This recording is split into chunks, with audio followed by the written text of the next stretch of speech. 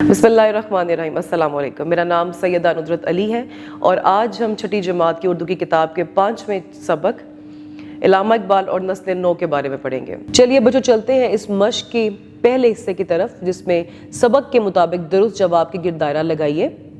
इसका पहला सवाल है कि इलामा मोहम्मद इकबाल अपनी कौम के नौजवानों को क्या देखना चाहते थे?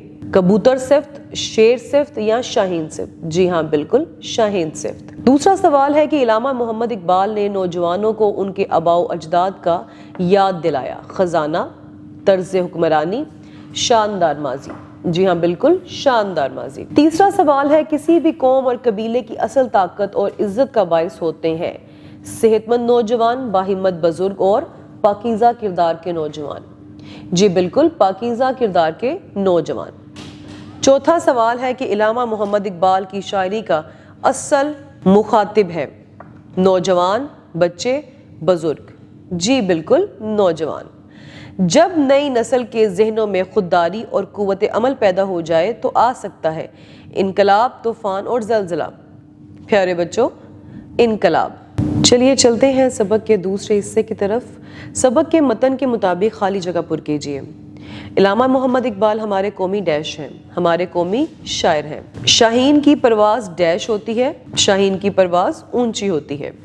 इलामा मोहम्मद इकबाल ने मुस्लिम नौजवानों को अपने डैश और डैश पर भरोसा करने का सबक दिया, अपने इरादे और खुदी पर भरोसा करने का सबक दिया।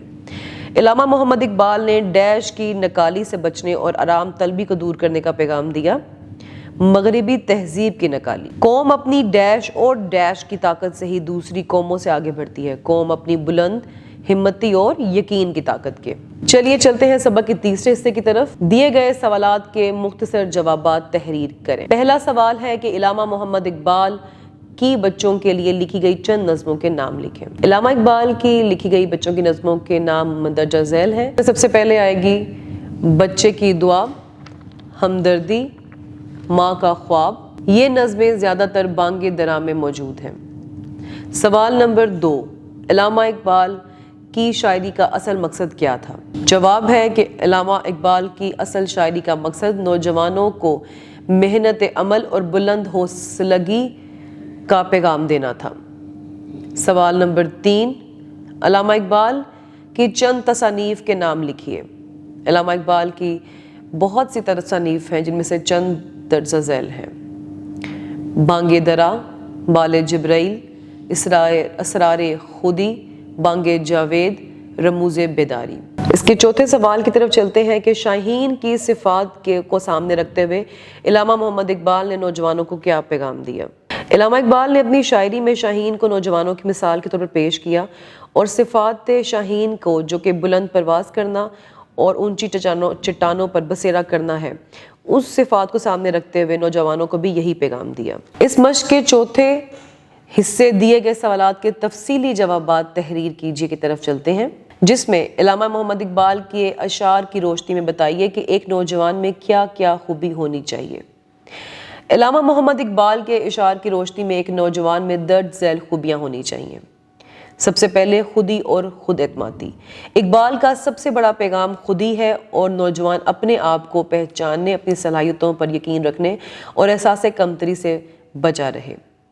जैसे कि इलामा इकबाल का एक शेर है कि खुदी को कर बुलंद इतना कि हर तकदीर से पहले, खुदी को कर बुलंद इतना कि हर तकदीर से पहले, खुदा बंदे से खुद पूछे बता तेरी रज़ा क्या है। पॉइंट नंबर 2, बुलंद हौसलगी और अज़्म। नौजवानों के इरादे मजबूत और मकसद बुलंद होने चाहिए। वो मुश्किलात से घबराने के बजाय इनका डटकर मुकाबला करें। पॉइंट नंबर 3, खुददारी और गैरत। शाहीन की मिसाल देकर इकबाल ने बताया कि नौजवान खुददार हो, दूसरों पर इन्हिसार ना करे और मेहनत से मुकाम हासिल करे। पॉइंट नंबर 4, जहद मुसलसल और मेहनत। इकबाल के नज़दीक कामयाबी सिर्फ मुसलसल कोशिश से मिलती है। सस्ती और तन आसानी नौजवानों के लिए नुकसानदेह है। चलते हैं दूसरे सवाल की तरफ। इलामा मोहम्मद इकबाल की शायरी के मुताबिक नौजवान को मुस्तकबिल में कामयाब होने के लिए क्या करना होगा? इलामा इकबाल की शायरी के मुताबिक नौजवानों को मुसलसल काम करने के लिए खुद को इतना मजबूत करना होगा कि इकबाल का सबसे अहम पैगाम खुदी ही है। بلند مقصد مقرر کرنا، زندگی میں واضح اور اعلیٰ مقام نصب العین کا ہونا ضروری ہے، چھوٹے خواب نہیں بلکہ بڑے بڑے ارادے رکھنا۔ اور اقبال کے نزدیک کامیابی صرف جہد مسلسل اور عمل پہم سے ملتی ہے، سستی اور تن آسانی سے بچنا ہوگا۔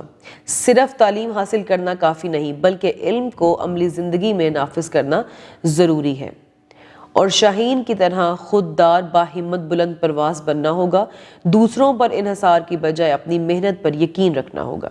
پیارے بچوں، چلتے ہیں اس کے اگلے حصے کی طرف کہ درج ذیل الفاظ کے مفاہیم استاد سے سمجھ کر اپنی کاپی میں لکھیں اور ان کے جملے تلاش کیجیے۔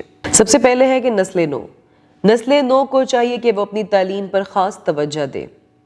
دوسرا ہے عالمگیر۔ انٹرنیٹ ایک عالمگیر ذریعہ ابلاغ بن چکا ہے۔ حکیم الامت نے مسلمانوں کو خودی کا درس دیا۔ شاعر مشرق نے اپنی شاعری سے نوجوانوں کو بیدار کیا۔ آگے ہے نصب العین۔ نصب العین، ہمارا نصب العین محنت اور دیانت داری ہونی چاہیے۔